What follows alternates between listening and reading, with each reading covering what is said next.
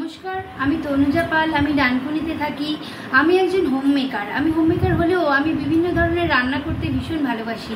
আর সেই ভালোবাসার থেকেই আজ শ্রীমতীর দরবার আয়োজিত অনলাইন কুকিং কম্পিটিশনের আয়োজন করেছে হোম শেফ সিজন 3। সেই প্রতিযোগিতায় আমি একজন প্রতিযোগী। আমি সেই প্রতিযোগিতায় আমি নিরামিষ সেগমেন্টে আম, আচারি, পনির পাতুরি করে দেখাবো।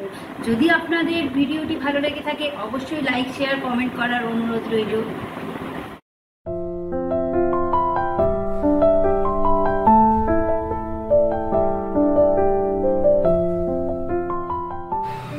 আজকে আমি বানাবো আম, আচারি, পনির পাতুরি। তার জন্য আমি নিয়েছি পনিরগুলো এরকম একটুখানি লম্বা লম্বা করে বড় বড় করে কেটে নিয়েছি।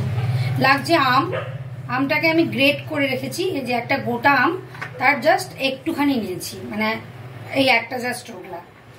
এটা আমি পেঁয়াজ, টমেটো, আদা, রসুন পেস্ট করে রেখেছি। একটা কাঁচা লঙ্কাও দিয়েছি। এতে নিয়েছি সর্ষের তেল। এটা পোস্ত আর সর্ষে পেস্ট করে রেখেছি। এটা নিয়েছি আমের আচার, এটা বাড়িতে বানানো।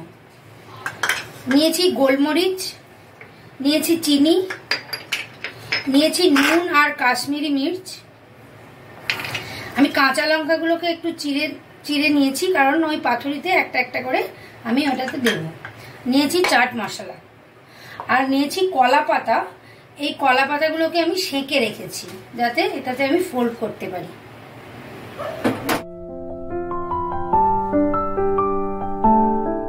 হ্যাঁ, এইবারে আমি একটা মিশ্রণ বানিয়ে নেবো। তার জন্য আমি নিয়েছি একটা বাউল।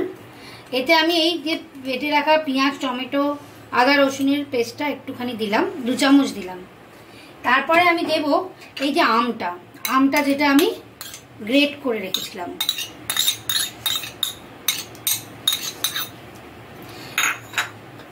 এবার এই পোস্ত আর সর্ষের যে মিশ্রণটা ওইটা দিয়ে দেবো।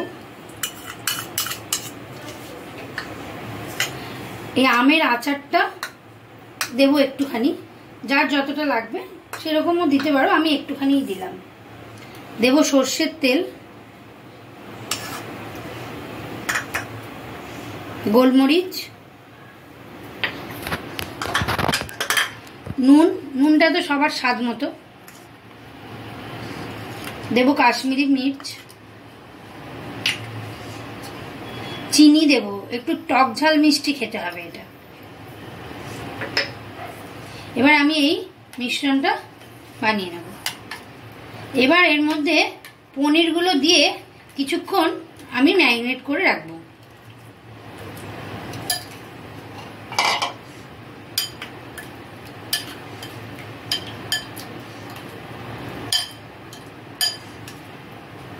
এবার আমি এটা কিছুক্ষণ রেখে দেবো।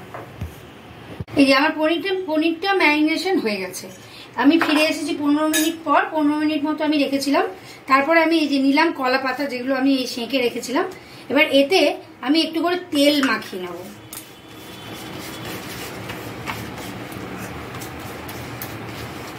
এবার দিয়ে দেবো এই যে একটা করে পনির।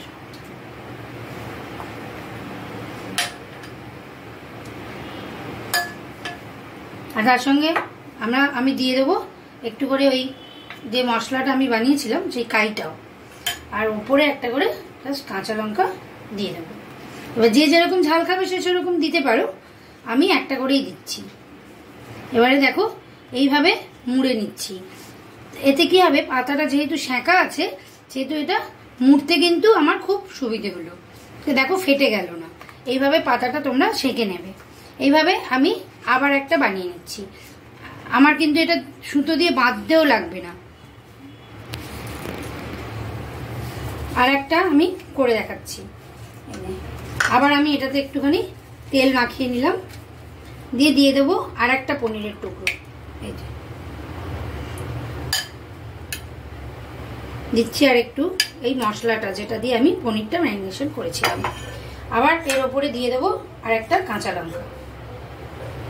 আবার যেরকম করে ফোল্ড করেছিলাম সেরকম করে আমরা ফোল্ড করব। পাতাটা কিন্তু একদমই ভেঙে যাচ্ছে না, সুন্দর ফোল্ড হয়ে যাচ্ছে। এটাকে আমার আর সুতো দিয়ে বাঁধার দরকার নেই। এইভাবে আমি সবগুলো বানিয়ে নেব। এই যে আমার এই যে সব পনিরগুলো একদম কলা পাতায় মোড়া হয়ে গেছে। একটা ফ্রাইং প্যান নিয়ে নিয়েছি, এবার এটাকে আমি জ্বালিয়ে নেব। তারপর আমি দিয়ে দেবো এই সর্ষের তেলটা এর উপরে।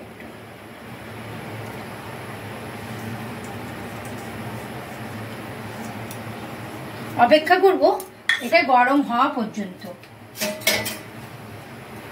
এই ফ্রাইং প্যানে আমি সামান্য তেল দিয়ে ফ্রাইং প্যানটা একটু গরম করে নিলাম। তারপরে আমি এই পাতায় মুড়ে রাখা পনিরের এইগুলো আমি এর উপরে দিয়ে দেব।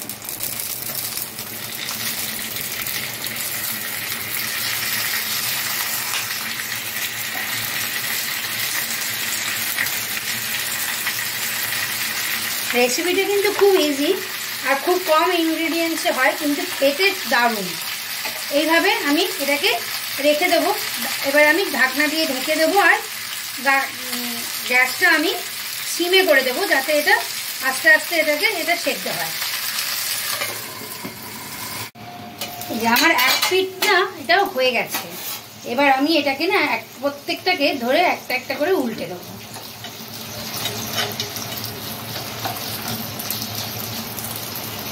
পাতার কালারটা কিন্তু আস্তে আস্তে চেঞ্জ হয়ে আসছে। খুব সুন্দর গন্ধ উঠেছে, কিন্তু একটা কাঁচা আমের দারুণ একটা গন্ধ উঠেছে। এটা জাস্ট সাদা ভাত দিয়ে খেতে অসম লাগবে। এবার এটাকে আমি আবার ঢাকা দিয়ে দেবো। আঁচটা কিন্তু একদম সিমেই আছে। এবার কিছুক্ষণ হতে দেবো। এবার কিন্তু আমার একদম এই পনির পাতুরিটা কিন্তু আমার একদম রেডি। দেখো পাতার কালারটাও চেঞ্জ হয়ে গেছে আর দেখতে কিন্তু বেশ ভালো হয়েছে। এবার আমি আস্তে আস্তে সবগুলোকে এক এক করে তুলে নেব।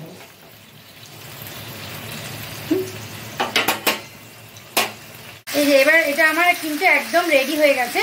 এবার আমি এগুলোকে এক এক করে তুলে নিচ্ছি।